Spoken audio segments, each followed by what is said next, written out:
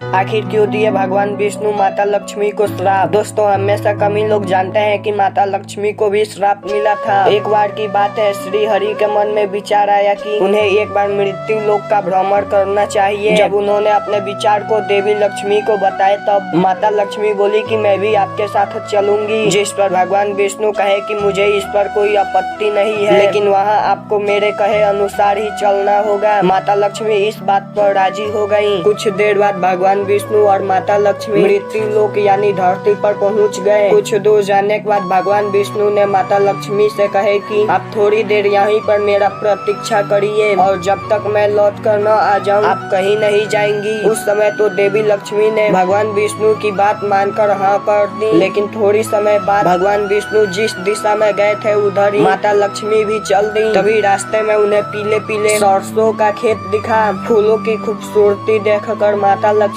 प्रसन्न हो गयी और उन्होंने उन सरसों के फूलों से अपना खूब श्रृंगार की। जब वे और आगे गई तो उनको एक गन्ना का खेत दिखा और तब माता लक्ष्मी ने गन्ना तोड़कर उसे खाना स्टार्ट कर दी। तभी वहाँ भगवान विष्णु आ गए। वे माता लक्ष्मी से कहे कि आपने मेरे आज्ञा का पालन न कर और किसान के खेत से चोरी करके मुझे बहुत दुख पहुँचाई है, इसलिए मैं आपको श्राप देता हूँ कि आपको इस किसान के घर 12 वर्ष तक रहना होगा और उसकी सेवा करनी होगी। इतना कहकर भगवान विष्णु चले गए। जिसके बाद माता लक्ष्मी 12 वर्षों तक किसान के घर रुकी और उसकी सेवा की। माता लक्ष्मी को किसान के घर निवास करने से उसका घर धन से भर गया। जब 12 वर्ष पूरा हो गए तो भगवान विष्णु माता लक्ष्मी को ले जाने आए, लेकिन किसान ने माता लक्ष्मी को विदा करने से मना कर दिया। तब भगवान विष्णु किसान को समझाए कि माता लक्ष्मी कहीं भी एक जगह रुक नहीं सकती हैं, वह चंचल हैं। परंतु फिर भी किसान माता लक्ष्मी को विदा करने के लिए तैयार नहीं था। किसान का ये बात सुनकर माता लक्ष्मी के मन में एक उपाय आया। उन्होंने कहा कि कल तेरस का दिन है, तुम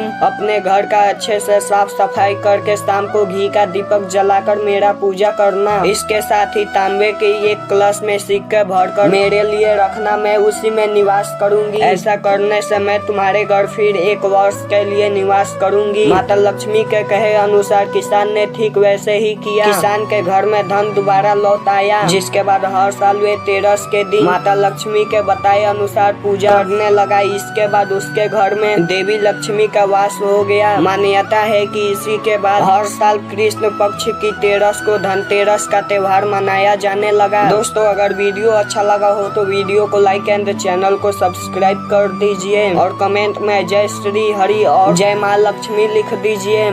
हिंदू धर्म में अनेक देवी देवता हैं, जैसे पानी बरसाकर अन्न उपाजने वाले इंद्र देव, जीवधारियों के प्राण का रक्षक पवन देव। ऐसे बहुत सारे देवी देवता हैं, लेकिन भगवान गणेश का सबसे पहला पूजा होता है। ऐसा क्यों? अगर आप भी ये जानना चाहते हैं तो वीडियो को पूरा देखिएगा। दोस्तों, स्वागत है आपका फैक्ट फाइंडर में। जैसे कि हम सब जानते हैं कि कोई भी शुभ कार्य को शुरू करने से पहले भगवान गणेश जी का पूजा करने के बाद हम किसी और देवी देवता का पूजा करते हैं। पर ऐसा क्यों? हम चाहते तो कोई और देवी देवता का पूजा भी कर सकते हैं। चलिए मैं आपको बताता हूँ कि सबसे पहले गणेश जी का ही पूजा क्यों किया जाता है। एक पौराणिक कथा के अनुसार प्राचीन काल में एक बार सभी देवताओं की सभा हुई और उनके बीच में एक प्रश्न उठा कि हम सब में श्रेष्ठ कौन है। सभी देवता अपने आप को श्रेष्ठ समझ रहे थे, लेकिन इस तरह निर्णय नहीं हो सका। अंत में यह निश्चित हुआ कि जो तीनों लोक का सबसे पहले परिक्रमा करके इस स्थान पर पहुंचेगा वही सर्वश्रेष्ठ और प्रथम पूजनीय होगा। यह सुनकर सभी देवता अपने अपने वाहन पर सवार होकर तीनों लोक का परिक्रमा करने चले गए, किंतु भारी भरकम शरीर वाले गणेश जी अपने वाहन चूहे के साथ वहीं रह गए। लेकिन वे अपना साहस नहीं खोए। वे वहां से चलकर उस स्थान पर गए जहां उनके माता पिता भगवान शिव और माता पार्वती बैठे हुए थे। उन्होंने अपने माता पिता की 3 बार परिक्रमा किए और जाकर सभापति के आसन पर बैठ गए। सर्वप्रथम मोड़ पर कार्तिकेय जी तीनों लोक का परिक्रमा करके पहुँचे और सभापति के आसन पर विराजमान गणेश को लड्डू खाते देखकर क्रोधित हो गए और मुग्धर का प्रहार उनके दांतों पर किए, जिसके चलते भगवान गणेश का एक दांत टूट गया और तभी से भगवान गणेश को एक दंत कहा जाता है। तब भगवान गणेश ने सभी देवताओं के समक्ष तर्क प्रस्तुत किए कि तीनों लोगों की सुख संपदा माता पिता के चरणों में विराजती है। माता पिता की चरण सेवा ही सर्वोपरि है। जो इनके चरणों को छोड़कर तीनों लोक का भ्रमण करता है उसका परिश्रम व्यर्थ चला जाता है। वस्तुत गणेश जी में जो विशेषताएं हैं, यदि मानव उन्हें ग्रहण कर ले तो वह भी अपना समाज में प्रथम पूजनीय बन जाएगा। भगवान गणेश का विशाल मस्तक हमें लाभदायक विचार ग्रहण करने का प्रेरणा देता है। उनके बड़े बड़े कान उत्तम विचारों को सुनने का प्रेरणा देता है। नीचे की ओर लटकी नाक खतरों को सूंघने का प्रेरणा देता है। एक दांत से वचनबद्धता और छोटी आंख से ध्यान मंगता की ओर संकेत करता है। मोटा पेट पाचन शक्ति और धैर्यता का प्रतीक है। विघ्नों को विनाश हेतु वह हाथों में परशु तथा मानव कल्याण के लिए वरद मुद्रा धारण किए हुए हैं। ये गुण किसी अन्य देवी देवता में नहीं है। दोस्तों, उम्मीद करते हैं कि वीडियो आपको अच्छा लगा होगा, और अगर वीडियो आपको अच्छा लगा हो तो वीडियो को लाइक एंड चैनल को सब्सक्राइब कर दीजिए।